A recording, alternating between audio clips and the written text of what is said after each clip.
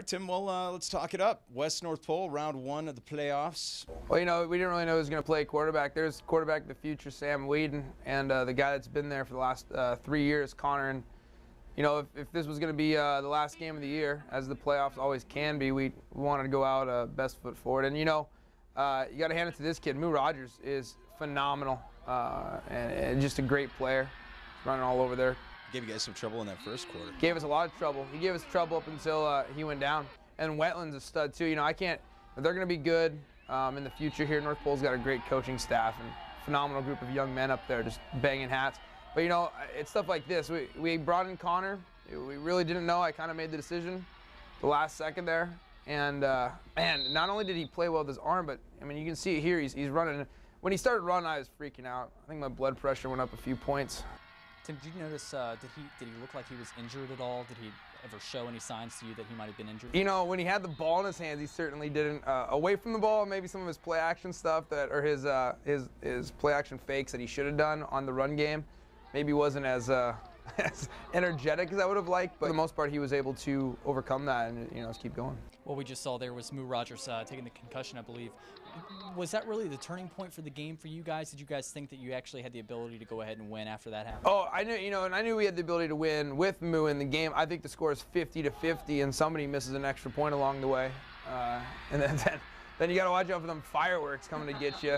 Holy cow, we need those at West. I think Mayor Sullivan can hook that up, right? You're going to miss that connection, the Vandervoort from Feckley, right? You know, those kids played backyard football together. I mean, how cool is that? One of Connor's last touchdown pass was to Vandy. He hooked up with him a bunch in the end. I mean, I can't say enough about those two. They've been brothers their whole lives, you know. And to be able to see that at a high level of high school football was phenomenal. Here's a really terrible pass by Connor, but Leroy goes and gets it. I mean, Connor just threw it up for grabs. I usually shun him for that, but you know, look at Leroy, who is coming back. That's so awesome. I can't say enough about Leroy Elliott. We talked a little bit about Feckley to Vandervoort. Now we're going to look into Sam Whedon. Does he have a favorite wide receiver that he likes to go to maybe for next season? You know, I don't really know quite yet. He's got some kids on JV that he threw the ball around to. Jelano, he hit with the big touchdown against Service.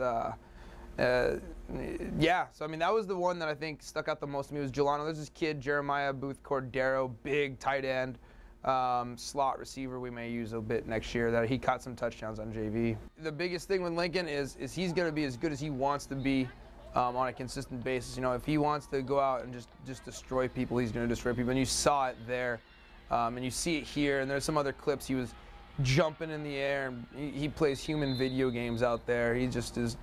He has the truck stick button, and he uses it quite often. So he's as good as he wants to be. I think Jake Falwell, we're going to go into the offseason looking at him playing running back. And I love the ball in his hands. I love the way he runs, his competitive nature. And I love his attitude, one of the best attitudes on the team towards the end there. And I'm really looking forward to his leadership for the next season. Going up to North Pole, week one of the playoffs, coming off lost to Service, in which you guys actually seemed re-energized because of the way that those JV kids stepped up. I mean, what was the mood like that week at practice? It was pretty intense. You know, we knew that we were going against a very good competitive team. We knew Moo was the real deal. We knew we'd had some trouble with certain types of plays that they were running, like that one right there with Wentland. We were ready for a dogfight, and we had one. Echoes to the sky.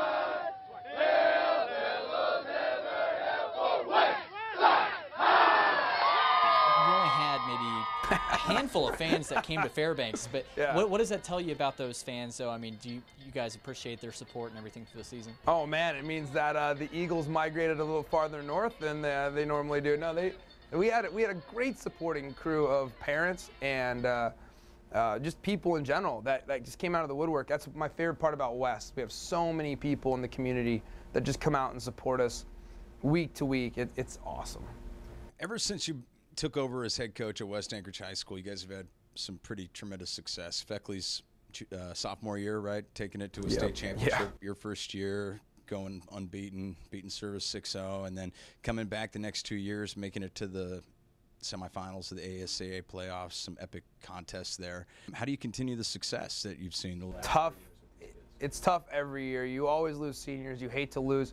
These guys obviously are very difficult. Connor's, yeah, he's my little brother. It's hard to consider him anything but. Same with Lincoln and Vandy and Nathan and Kieran. I mean, all the seniors. I can mention them all, but Connor specifically probably more than any, because I coached those quarterbacks and I had to put him in for that year that we won the state championship. And I'll never forget his first touchdown pass he threw against Service was he just came running over to the sideline and just did this little Brett Favre type dance, and man, he had so much joy, and that was so cool to see the joy in his eyes as he scored that touchdown.